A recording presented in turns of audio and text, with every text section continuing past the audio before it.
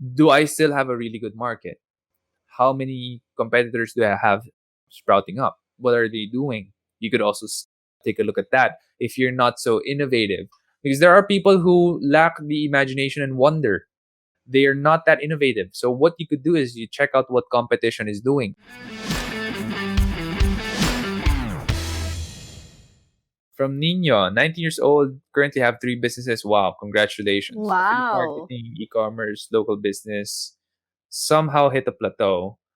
I'm in analysis paralysis. What do you recommend? I'm not sure why and how you hit a plateau, but I think it's about marketing. When your business hits a plateau, usually it's about marketing or product or service. Those 3 things are the major things that I look at.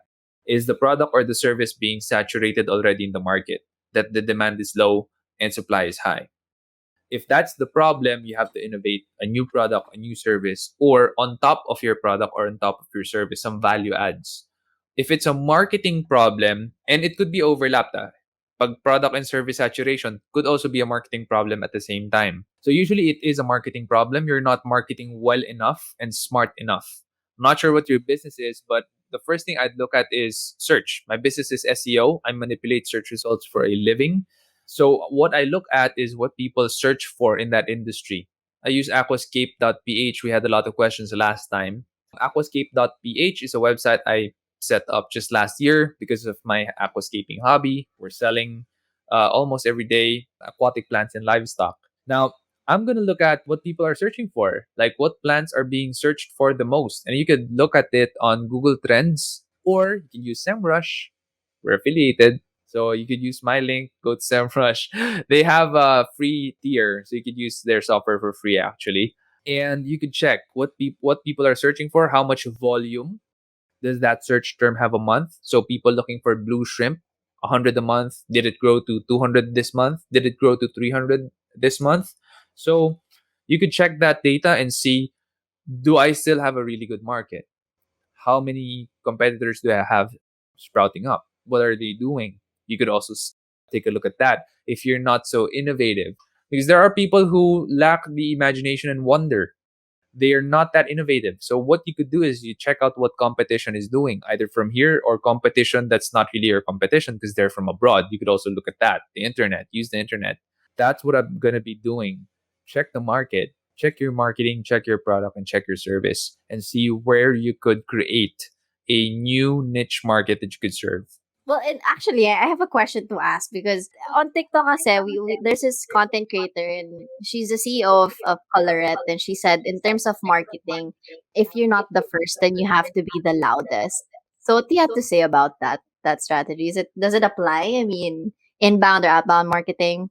Look, I'm going to use this example. Are you familiar with Lyft, Lyft? Yes, the app, the parang Yeah, Grab, parang okay, Grab.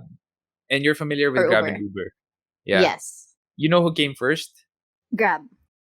It's I'm just actually Lyft. guessing. Ah, Lyft was okay. years ahead. They were years ahead before Uber came to be. So Mm. it's not about who's first there. Because look, Lyft right now, a lot of people don't know them. They're not in Southeast Asia. You thought Mm-hmm. they were not the first, right? We don't know these things. But Lyft was actually the first one and ginaya lang siya ni Uber.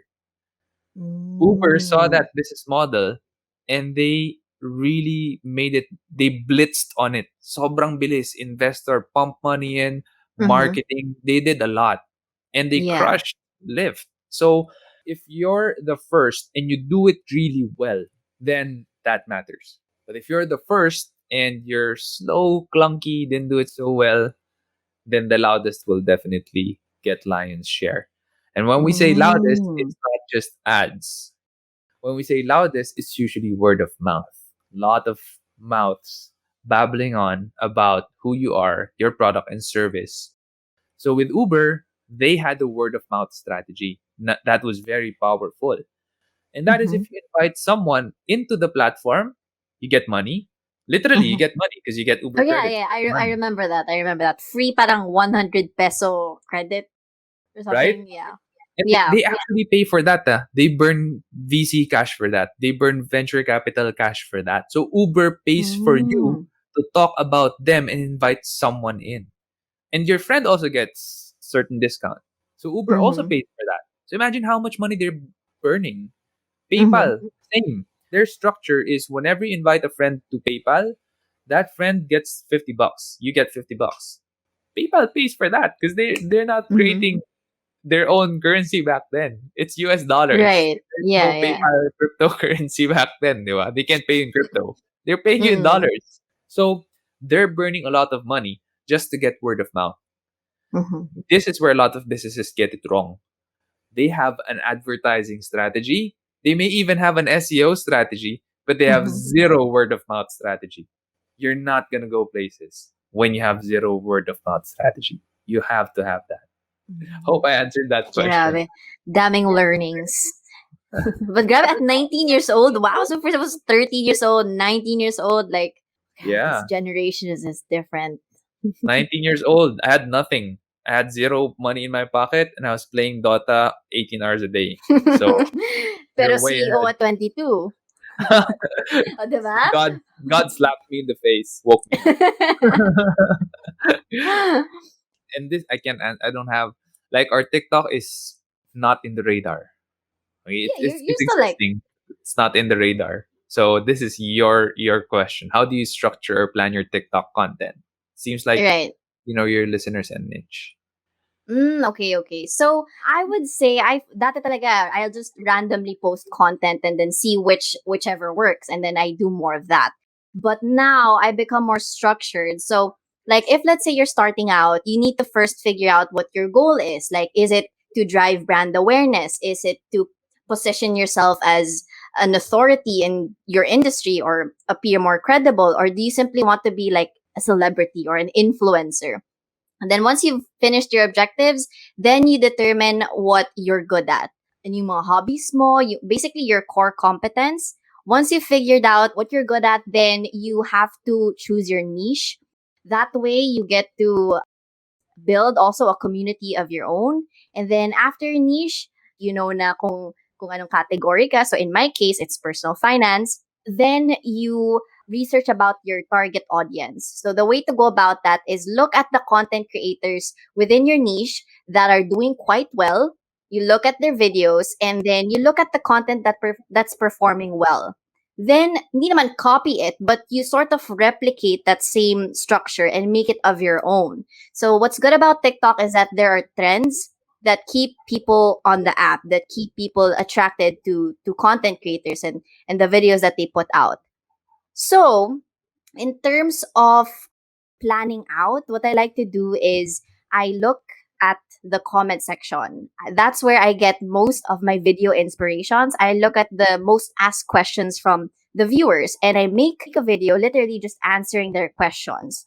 So for me, that's the type of content that gets the most engagement because you're building that connection with your own audience and you're making them feel that talagang okay, so she reads my comment and she actually cares about me enough to answer my question. Parang ganun yon. But after you've created your creatives, then you have to check your analytics and then do less of what doesn't work and more of what works. So that's how I structure my content. So mukha siyang pyramid, diba? So you start from your goal and then at the end you analyze your data. So I know it sounds technical, but I guess that's the best way to go about it so that you could do it consistently and at least hindi siya yung parang YOLO na bahala na I'll just post random content. Ayan. Good So stuff. that's how I do it on TikTok. Good And a stuff. lot of trial and error also. Yeah. So I'm assuming you're going for the celebrity influencer route. No. So no, actually I I'm went just on the kidding. di naman. It just well technically all of us are influencers naman eh. Everyone can be an influencer but not everyone can be a content creator. Yeah, yeah. Sabi nga That's nila. So for me, that's I went true. on the app simply just to raise brand awareness, to let people know that this is Money Health Check, this is what I teach, this is what I can do.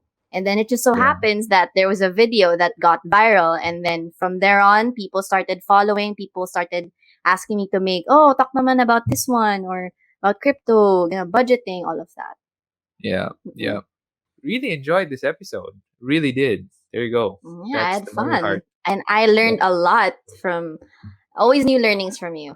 Likewise, likewise. Thank you so much for tonight. Again, this is Sean, and I have Tony as a guest here. I learned a lot. Hope you guys did too, and hope you guys are better for it. Thank you, and keep on leading. God bless you guys. Yan. Oh, hey, and since you're here, can you do me a favor? Can you hit on the subscribe button and hit the bell button and select all notifications so that whenever we have a new video, you're going to be the first one to know. Until then, keep leading. You can become a CEO at 22. That's unbelievable. It's another level. You can become an MD at 26. It can be done. But at the same time, if there's someone who is older and trying to give you their wisdom and saying experience, I don't believe there's any need to look at that person and say, what are you talking about? I don't need experience, because it has a huge amount of value, that's for sure.